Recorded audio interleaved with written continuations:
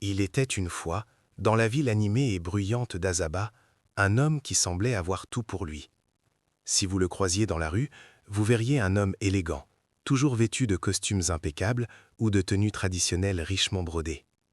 Il marchait la tête haute, saluait ses voisins avec un sourire charmant et ne manquait jamais un seul service à l'église le dimanche. On l'appelait Brother Kingsley. Les gens de la communauté le montraient souvent en exemple. Les mères disaient à leurs filles « Regarde Kingsley, c'est le genre d'homme que tu devrais épouser, un homme responsable, un homme craignant Dieu. » Mais, mes chers auditeurs, comme le dit le proverbe, tout ce qui brille mais pas or, et le sourire le plus éclatant cache souvent les dents les plus acérées. Ce que personne ne savait, ce que personne ne pouvait imaginer, c'est que derrière les portes closes de sa magnifique maison, Kingsley portait un cœur plus noir que la nuit la plus sombre. Ce saint homme gardait un secret si terrible, si cruel, que même les murs de sa propre maison semblaient trembler de honte. Kingsley était marié à une femme nommée Ifunanya. Ifunanya était la définition même de la douceur, une femme calme, respectueuse, dont le seul crime dans cette vie était d'avoir aimé Kingsley trop profondément, trop aveuglément. Kingsley n'avait pas épousé Ifunanya par amour, non, il l'avait épousée par obligation. C'était un piège, selon lui, une erreur de parcours. Ifunanya était tombée enceinte, et la famille de Kingsley, soucieuse de sa réputation et de ses valeurs chrétiennes, l'avait forcé à faire ce qui était juste. Il avait dit oui devant l'autel, mais dans son cœur il avait crié non. Chaque jour qu'il passait avec elle était une torture pour son ego.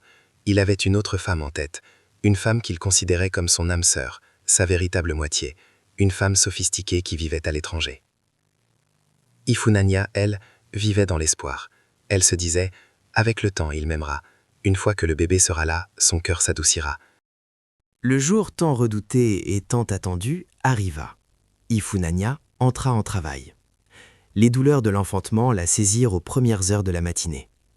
Alors que toute femme en travail mérite réconfort et panique bienveillante de la part de son mari, Kingsley restait d'un calme glacial. Il la conduisit à l'hôpital, non pas comme un mari inquiet, mais comme un chauffeur livrant un colis encombrant.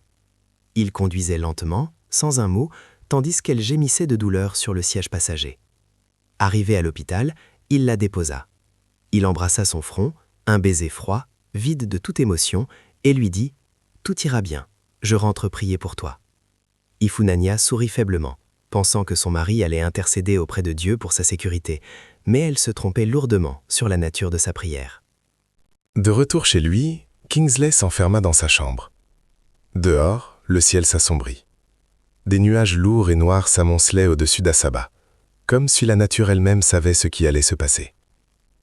La pluie commença à tomber, battant furieusement contre les vitres. Kingsley s'agenouilla au pied de son lit. Il joignit les mains, ferma les yeux et commença à parler. Mais ce n'étaient pas des mots d'amour qui sortaient de sa bouche, c'étaient des mots de mort.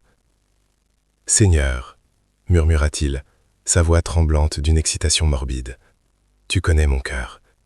Tu sais que je n'ai jamais voulu de ce mariage. Tu sais que cette femme est un obstacle à mon bonheur. » Il se leva, fit les 100 pas, puis se ragenouilla. « S'il te plaît, Seigneur, que ce jour soit le jour de ma libération. » Le médecin-chef, le front perlé de sueur, sortit de la salle d'accouchement. « Nous perdons la mère, » dit-il aux infirmières. « Elle a besoin d'une transfusion sanguine immédiate. Son groupe sanguin est extrêmement rare. Appelez le mari, vite !» Les infirmières appelèrent Kingsley. 1 fois, 2 fois, 3 fois. Son téléphone sonnait sur le lit, juste à côté de lui, mais Kingsley était trop occupé à prier pour la mort pour répondre à un appel pour la vie. Finalement, agacé par la sonnerie insistante, il décrocha. « Allô ?» dit-il sèchement. « Monsieur Kingsley, c'est urgent. Votre femme se meurt. Nous avons besoin de vous immédiatement à l'hôpital » hurla le médecin à travers le combiné. Le cœur de Kingsley fit un bond, non pas de peur, mais de soulagement. « Enfin, pensa-t-il, Dieu a entendu ma prière. » Il prit son temps pour mettre ses chaussures. Il prit son temps pour chercher ses clés. Il conduisit jusqu'à l'hôpital en sifflotant presque. Arrivé sur place, il joua la comédie. Il prit un air inquiet. Mais le médecin le coupa net. « Monsieur, nous n'avons pas de temps. Votre femme a besoin de sang. Vous êtes le seul compatible dans nos dossiers immédiats. Si vous ne donnez pas votre sang maintenant, elle et le bébé mourront. » Le monde s'arrêta pour Kingsley. L'ironie du sort. La vie de la femme qu'il voulait voir mourir dépendait littéralement de lui. C'était le test ultime.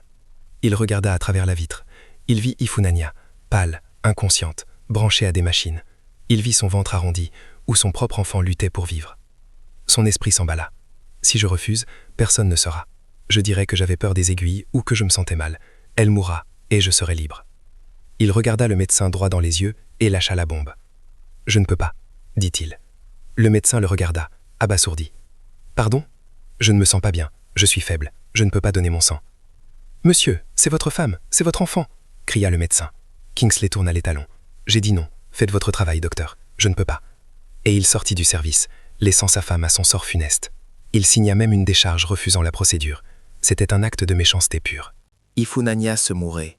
Ses organes commençaient à lâcher un par un. Le bébé ne bougeait presque plus. Les médecins étaient désespérés. Kingsley, assis dans la salle d'attente, vérifiait déjà les prix des cercueils sur son téléphone, un sourire en coin. Mais ce que Kingsley avait oublié, c'est que le mal ne triomphe jamais éternellement. Le Dieu qu'il prétendait prier le dimanche ne dort jamais. Dans les couloirs de l'hôpital errait un homme, un étranger. Il était venu rendre visite à sa sœur malade. Il avait entendu les cris des infirmières, la panique, le refus du mari. Il s'approcha du médecin. « Docteur, » dit l'étranger d'une voix grave, « quel est son groupe sanguin ?» Le médecin le lui donna. L'homme releva sa manche. « C'est le mien. Testez-moi. Prenez tout ce qu'il faut. » C'était un miracle. L'étranger était un match parfait. Les infirmières s'activèrent. Le sang fut prélevé. La poche rouge de la vie fut accrochée à la potence au-dessus d'Ifunanya. Goutte après goutte, la vie revint en elle. Goutte après goutte, la couleur revint sur ses joues. Kingsley, voyant l'agitation, s'approcha. Il vit l'étranger sortir de la salle de prélèvement, tenant un coton sur son bras, l'air fatigué mais satisfait. La rage envahit Kingsley. Son plan échouait à cause de cet inconnu. Il marcha vers l'homme, furieux. « Pourquoi vous mêlez-vous de ce qui ne vous regarde pas ?» siffla Kingsley. « Qui vous a demandé de jouer les héros ?» L'étranger s'arrêta. Il regarda Kingsley avec un mélange de pitié et de dégoût. Le silence dans le couloir était lourd.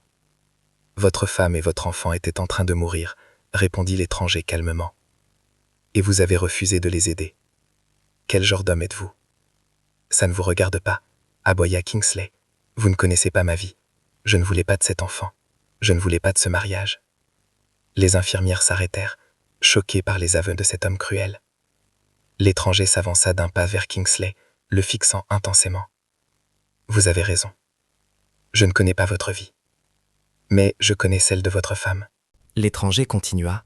« Vous ne savez probablement pas qui je suis, mais votre femme, elle, le saura si elle se réveille. » Il y a 5 ans, Ifunanya était étudiante. Elle venait d'une famille très pauvre. Sa mère, veuve, avait vendu le dernier lopin de terre de son défunt mari, et grave, comme c'est souvent le cas malheureusement. Je n'avais rien sur moi.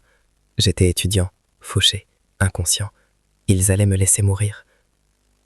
Ifunanya, elle, n'avait que quelques égratignures. Elle a vu ma détresse. Elle ne me connaissait pas. Elle savait ce que contenait son enveloppe. C'était son diplôme. C'était le sacrifice de sa mère. C'était son avenir. Mais savez-vous ce qu'elle a fait ? Elle a sorti l'enveloppe. Elle a donné tout l'argent de sa scolarité aux ambulanciers et aux médecins. Elle a dit « Sauvez-le, s'il vous plaît, sauvez sa vie. » L'étranger avait les larmes aux yeux. À cause de ce geste, elle a dû abandonner ses études cette année-là. Sa mère est morte de chagrin quelques mois plus tard, pensant que sa fille avait échoué. Ifunanya a sacrifié son avenir pour un inconnu, pour moi. Alors aujourd'hui, quand j'ai entendu qu'elle avait besoin de sang, pensez-vous vraiment que j'allais hésiter ? Son sang coule déjà dans mes veines au sens figuré. Maintenant, le mien coule dans les siennes au sens propre. L'étranger pointa un doigt accusateur vers Kingsley. « Vous avez épousé un ange, monsieur, et vous la traitez comme une ordure. Vous ne la méritez pas. » Kingsley resta bouche bée. Il se sentait humilié, mais son cœur était si durci qu'il ne ressentait pas de remords, seulement de la colère d'avoir été exposé. Contre toute attente, Ifunanya survécut. Et le bébé aussi. C'était un miracle médical. Quand le bébé poussa son premier cri, ce cri perçant et plein de vie, tout l'hôpital applaudit. Tout le monde, sauf Kingsley. Quand Ifunanya se réveilla, on lui raconta tout. On lui raconta le refus de son mari, on lui raconta l'intervention de l'étranger qu'elle avait sauvé des années plus tôt. Elle pleura, non pas de joie, mais de la douleur d'une trahison ultime. Quelques jours plus tard, ils rentrèrent à la maison. L'ambiance était glaciale. Kingsley refusait de toucher le bébé. Il disait « il est trop fragile ». Mais la vérité est qu'il détestait cet enfant, qui le liait encore plus à cette femme. Il commença à découcher. Il rentrait tard, sentant le parfum d'autres femmes. Il ne parlait plus à Ifunanya. Elle était devenue un meuble dans sa propre maison. Mais Kingsley avait un plan. Kingsley arriva à l'hôtel de luxe où Janet séjournait. Elle ouvrit la porte. Elle était magnifique. Une beauté à couper le souffle. Ils s'embrassèrent passionnément. Ils commandèrent du champagne. Kingsley se sentait enfin vivant. Il lui dit « Je vais quitter ma femme pour toi. Je veux vivre avec toi pour toujours. » Janet sourit. Mais son sourire était triste. Elle prit la main de Kingsley. « Kingsley, mon amour, avant que nous n'allions plus loin, avant que tu ne quittes ta famille, il y a quelque chose que tu dois savoir.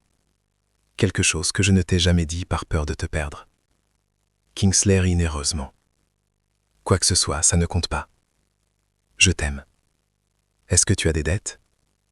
Un casier judiciaire? Peu importe. » Janet prit une profonde inspiration. « Kingsley, je n'ai pas toujours été une femme. Je suis né homme. J'ai fait ma transition il y a plusieurs années en Angleterre. Je suis une femme transgenre. Je ne peux pas te donner d'enfant. Je ne peux pas te donner la famille traditionnelle que tu sembles vouloir. Même si tu la fuis aujourd'hui. » Le temps s'arrêta. Le cerveau de Kingsley cessa de fonctionner. Le verre de champagne glissa de sa main et se brisa sur le sol. Il regarda Janet.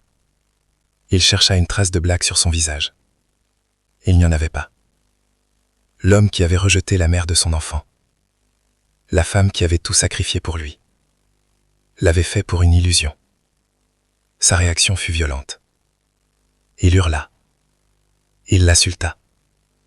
Il cracha des mots haineux. Son homophobie et sa transphobie explosant en un volcan de rage. Il sortit de la chambre d'hôtel en claquant la porte, laissant Janet en pleurs. Il se retrouva seul dans sa voiture, sous la pluie, frappant son volant. Il avait tout perdu. Son fantasme s'était écoulé. Il ne lui restait plus qu'une option. Retourner vers celle qu'il avait méprisée. Retourner vers sa roue de secours. Ifunanya. Kingsley conduisit jusqu'à chez lui, répétant ses mensonges. « Je vais lui dire que j'ai eu une révélation, que Dieu m'a touché. Elle me pardonnera. Elle me pardonne toujours. C'est Ifunanya après tout. » Il arriva chez lui. Mais quelque chose clochait. La maison était trop calme. Il entra dans le salon. Ifunanya était là. Elle était debout, ses valises faites à côté d'elle. Son ami Doris tenait le bébé. Ifunanya n'avait pas l'air triste. Elle avait l'air forte. Elle avait l'air royale. « Où vas-tu » demanda Kingsley, paniqué. « Je pars, Kingsley » répondit-elle d'une voix calme. « Tu ne peux pas partir. Je suis ton mari. J'ai réalisé mes erreurs.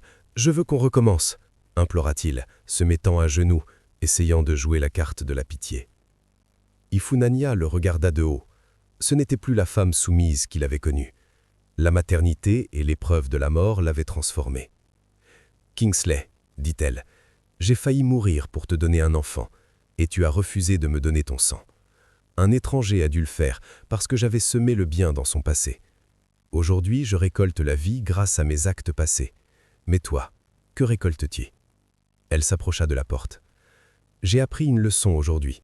L'amour ne se force pas, et le pardon ne veut pas dire l'oubli ou la stupidité. Je te pardonne, pour la paix de mon âme, mais je ne resterai pas pour être tué par ton indifférence. Mon fils mérite un père qui l'aime, pas un père qui prie pour sa mort. » Elle sortit, suivie de Doris et du bébé. Kingsley courut après elle sous la pluie. « Ifunanya, s'il te plaît, je suis seule, je n'ai personne d'autre. » Elle monta dans le taxi qui l'attendait. Elle ne se retourna pas. Kingsley resta là, à genoux dans la boue, trempé, seul, regardant les feux arrière de la voiture disparaître dans la nuit. Il avait chassé une bénédiction pour courir après un mirage, et maintenant, il n'avait plus rien. Mes chers auditeurs, voici la fin de l'histoire de Kingsley. Quelles leçons devons-nous en tirer? Premièrement, ne méprisez jamais les gens qui vous aiment vraiment, car l'herbe n'est pas toujours plus verte ailleurs. Deuxièmement, le bien que vous faites aujourd'hui est une graine. Ifunanya a sauvé un inconnu dans un bus, et des années plus tard, ce geste lui a sauvé la vie. Et enfin, soyez prudent avec ce que vous souhaitez, et ce pourquoi vous priez. La méchanceté est un boomerang. Elle finit toujours par revenir frapper celui qui l'a lancée. Merci d'avoir écouté cette histoire. Si elle vous a touché, n'oubliez pas de partager, d'aimer et de vous abonner. On se retrouve très bientôt pour une nouvelle histoire. Prenez soin de vous.